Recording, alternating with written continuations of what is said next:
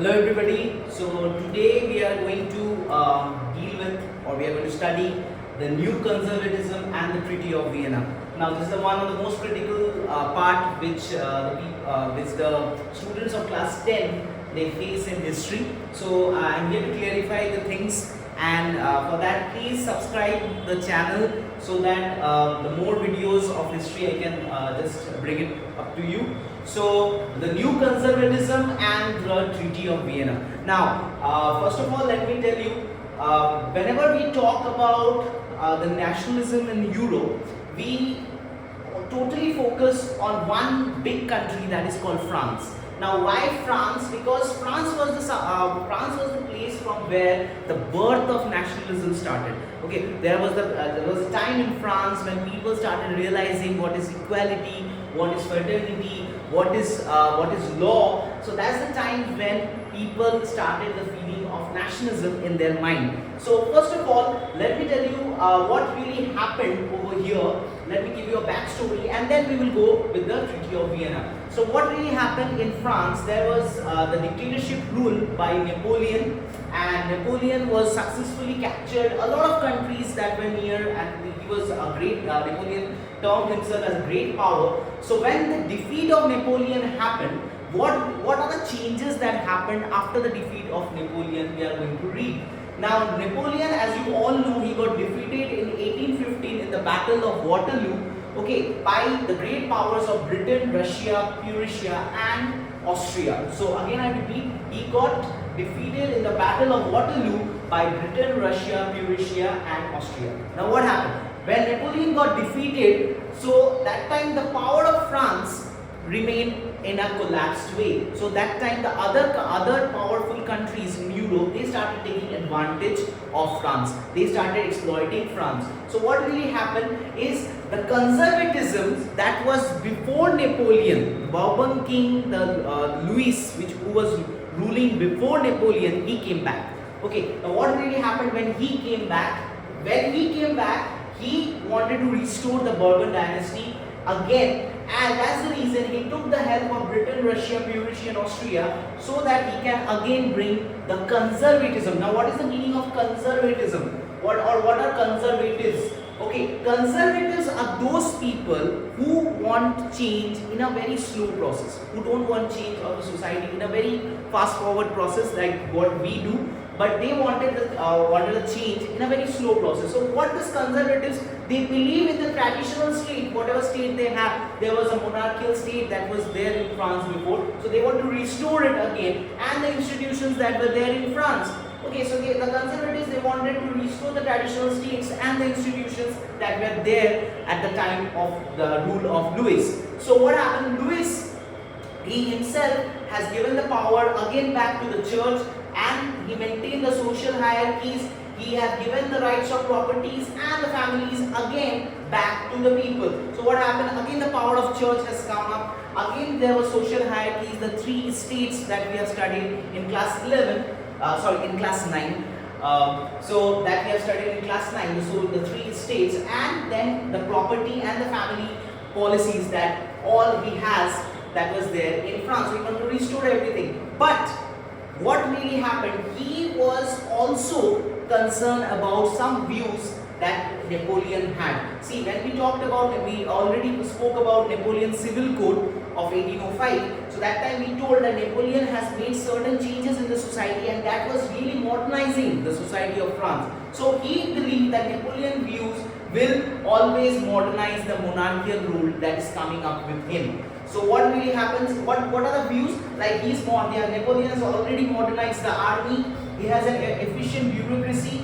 He has a dynamic economic policies, and he also abolished the feudal system and the serfdom. So he believed that all these things can modernize the autocratic monarchy that was there in France. So you can see, again if we go and talk about the conservatism, they want a society but with some certain views on Napoleon, but they want to restore again the autocratic monarchy in France. So what happened? What they did to restore it? So they called up a small meeting. So that meeting we call is as a treaty. So that treaty is called as the Treaty of Vienna. Now what is the Treaty of Vienna all about? Now this is a place called Vienna that where this all delegates have come up, and it was hosted by a person called Duke Metternich. Now who was Duke Metternich? He was an Austrian chancellor, and he helped a lot to Louis to restore the Bourbon dynasty in France. So Austrian Chancellor Duke Metternich, he called all the delegates and they met in Vienna for a particular treaty. Now what this treaty talked about? Okay, now the first thing that the treaty has stated is the restore of Bourbon dynasty. So the restore of Bourbon dynasty means Louis is coming again into power in France.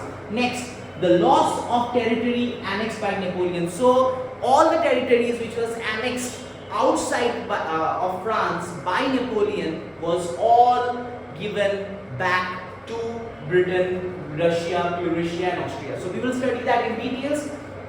Next, a series of state boundaries to prevent France's expansion. Now what really happened? They were fearing that France will again expand. So at that point of time, a series of state boundaries have been set up by these four countries so that France don't expand again. So they can give a boundary to France so that the France cannot expand the particular power. Now what really happens after that? Who got what? Kingdom of Netherlands, which was there in the northern portion of France. If you see the French map, you will see the northern portion of France. There is the Kingdom of Netherlands, which includes Belgium. Actually, the modern day of Belgium is they have given. There was Kingdom of Netherlands, which was set up in Belgium at the north, so that France don't expand from the north. And Genoa, which was also a part. Which was also a part of Napoleon territory, was added to Piedmont. Piedmont was already under the Austrian Habsburg Empire. When we did the patchwork Austrian Empire, I told you regarding Piedmont. So Piedmont is the one which included in Genoa in south, so that France even don't expand from south. Next, Prussia, we have taken all the territories Napoleon has captured in the western frontier. So Prussia have taken all the western frontier territories which was captured by Napoleon on the western frontier. Okay, next, Austria. Austria here has taken the portion of northern Italy. Now I will tell you, Napoleon annexed northern Italy as well. So that's the reason the annexed state of northern Italy was taken by Austria. Okay, but Napoleon has made a confederation of 39 states in Germany that remained untouched. Nobody touched it because that was quite far from France. So that's the reason why it has remained untouched and it was not given to anybody. Okay, next, Russia, it got a very important country called Poland. Poland, which was earlier captured by Napoleon. Okay, and the east of in the east part of the France, that was given to Russia.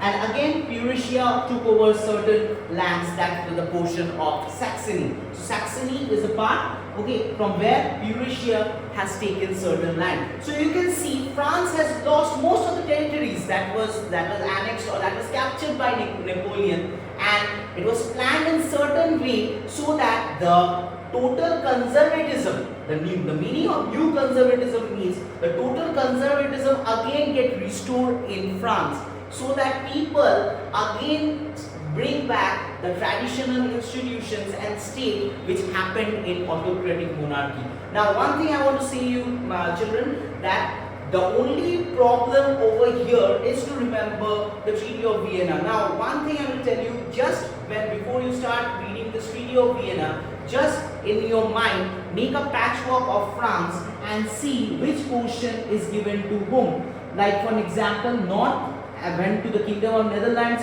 south went to Piedmont, and east went to Russia, Poland went to Russia, and Prussia has got the portion of Saxony. So that's how you need to make a patchwork of France in your mind, and then you study the Treaty of Vienna, and that will be very much easy for you. So that's it for today, and I hope you like it. And please do comment if you have any queries. Thank you everybody, and keep subscribing my channel. Thank you everyone.